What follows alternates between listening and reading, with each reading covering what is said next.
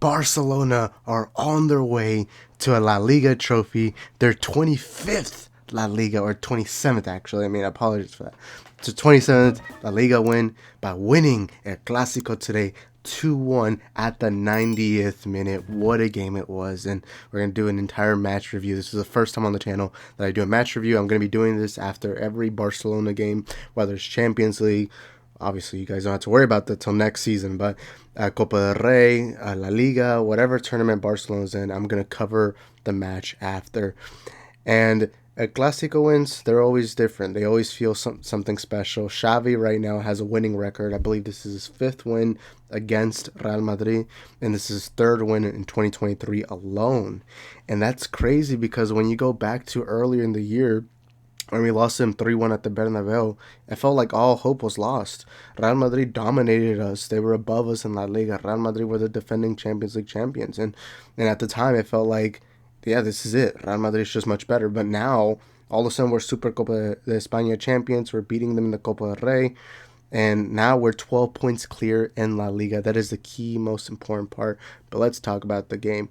Now, the game was actually a very, very interesting game. Like I've always said, Clásicos are always different gravy. It doesn't matter how good or how bad one team's doing. It's always going to be a tough competitive match. And in this game, you kept seeing that back and forth. There's times where Real Madrid looked better. There's times that Barcelona looked better. Overall, Barcelona dominated this game. There's no doubt about this. Because I'll say this right now, the best player on the pitch today was Thibaut Courtois.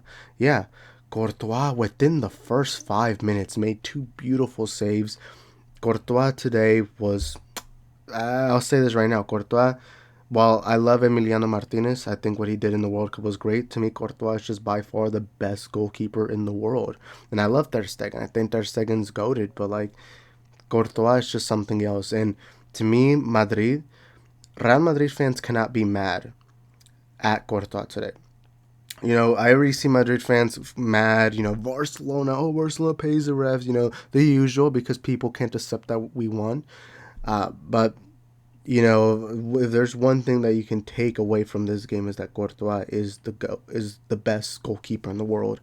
And I think that this game should have finished 4-1, 5-1. I genuinely think that Barcelona was so much better. But no, the game started off very nerve-wracking. Real Madrid got a goal within the first 10 minutes. Vinicius Jr. kicked it, and it deflected off of Araujo. Now, we've always talked about how Araujo always pockets Vinicius. That is true. But this game, I didn't really see that. I felt like there's a lot of times that Vinicius had good spaces. Vinicius didn't have shooting room today, but he definitely had crossing room. And unfortunately for Real Madrid, the crosses really weren't that well. But yeah, it started off nerve-wracking. I literally felt like, this is the end. This is it.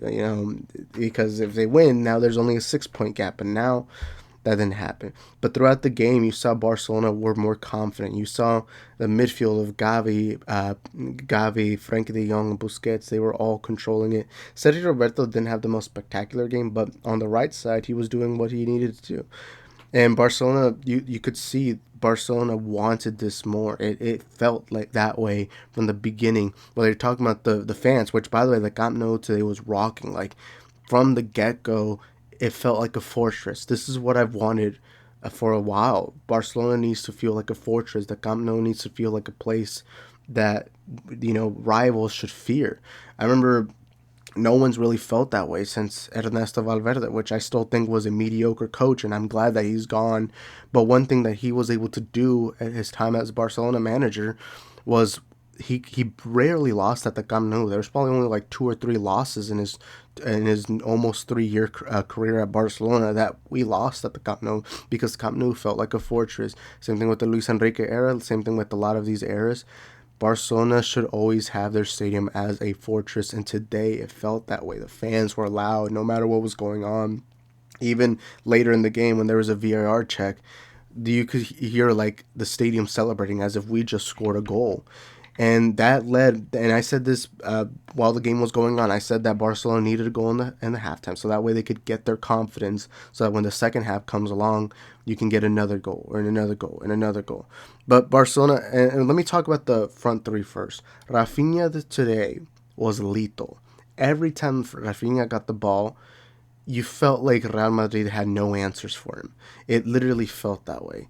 And I think the same applies with Gavi, De Jong, Busquets. Real Madrid, Ancelotti just doesn't have an answer to this Barcelona midfield. And the proof is the Supercopa de España final and that game in the Bernabeu in the Copa del Rey. And today was another example that Ancelotti just can't figure out why this Barcelona midfield is that good. However, I'm going to say probably one criticism I have of this game, and that is Lewandowski.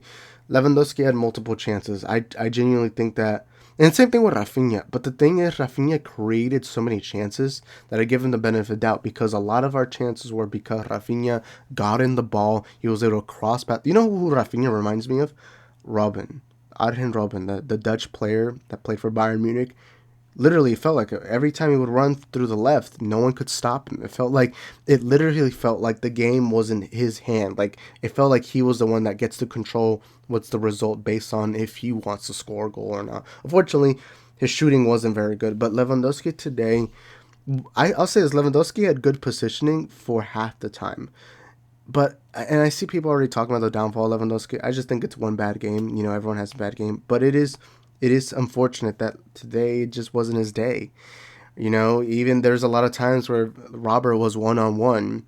You know, this is usually his best trait. But, like, on his one-on-one, it almost felt like Militao and Rudiger were just able to stop him, right? And Real Madrid's defense and back line, they were pretty good. They weren't like phenomenal, but they were pretty good. Rudiger, Militao, Mendy, whoever. But it did mainly lead up to Courtois. I think Courtois was just that dominant. And I think ultimately this game was in the hands of Barcelona. This was a Barcelona decision. Everything was built on it. Does Barcelona really want this game or not? And ultimately, we got the 3 points. But throughout the game, there were a couple scares. But ultimately, we got the job done. But there was a couple negatives watching this game. Ferran Torres continues to be disappointing. I'll keep on saying that. You know, I think he has not been good. And I think we do seriously need to consider possibly selling him in the summer. Not saying I want him to be sold. Just saying that there needs to be that question in the air for him. Ansu Fati also came on the game. I feel like he didn't really get much of the ball, so for him, you know, there was that. I will say one thing that is impressive about this win is 2 of our arguably best players of the year weren't on the pitch, and yet we were able to dominate. We didn't have Dembele. We didn't have Pedri, who I do think Pedri is our best player for the last 2 years. And you know, we were still able to win. And I think that's the impressive part. We beat our rivals. And I'll say the quote, and everyone calls me crazy when I say this, but the world fears Real Madrid. But Real Madrid fears Barcelona. And the proof has been shown this year specifically. This is our 100th El Clásico win. And later on, there was a VAR. Now let's talk about the VAR. When I first saw the VAR, I felt like this was the end. This felt like this was Madrid's La Liga title. And when the commentators were talking about, oh, there's a possible offside, I'm like, where is it? Because from at least when you first see the goal, you see like the defenders like forward, and you see Asensio right here, and you're like, oh, what would be the offsides? And then you got the replay, and you saw that, yeah, and so Asensio's shoulders forward. Now, the thing I already see is people are going to call Barcelona cheats. They're going to call them frauds because, unfortunately, people just hate the success that Barcelona has. But no, this was a rightful call. I try to be objective, and that is true. And Asensio was offsides. But no, later on in the game, Frank Kessie. Now, this guy shows up in Clásicos, and he got that goal. And it sealed off our win, and we got ourselves now a 12-point cushion. I do think this demotivates Madrid a lot, because I think Madrid were really hoping for this game in particular to be that breaking point. Because if Madrid had won, they would have been in a 6-point gap. But now it's become a 12-point gap. You know, that's a major difference. And I think right now Madrid's demotivated. I just don't think the players care anymore, because I do think Madrid's focus is now going to be on the Champions League and maybe Copa del Rey. You know, they still have the second leg to go through. So we still have to face Madrid one more time. Imagine we get 4 wins in the year. That'd be insane. But no, this I think settles La Liga. I don't think I mean, I would hope not. Xavi's a great manager. Xavi this year, at least in La Liga specifically, has shown that he's dominant. He can control the game when he wants, and he is a great manager. And to me, I think he's installed a winning type mentality in the club. I think that's what Barcelona's needed, an attitude, a never say die. And I think you saw that today. You saw that Barcelona wanted this win far more. Even though the stakes were higher for Madrid, Barcelona still wanted this win far more. And now it closes La Liga, because now Barcelona would have to get multiple losses in order for Madrid to get La Liga. But seeing as how we've played this year in La Liga, Barcelona has been the dominant force. We've been by far the best team in the league, and I think there's no question about it. But yeah, that is it for my video. I'm very happy. I did not expect that 90th minute winner, but it is what it is. Thank you guys for watching. I hope y'all enjoyed this match review. You let me know in the comments what you think. Do you think this is the end for Madrid's La Liga title hopes, or do you think there's still a chance? You guys let me know in the comments below. I'll see you on the next one. Where do you go to? Where do you go? Where do you go to? I wanna know. How do you do it? That thing you do. Follow you blindly, I'll be your fool.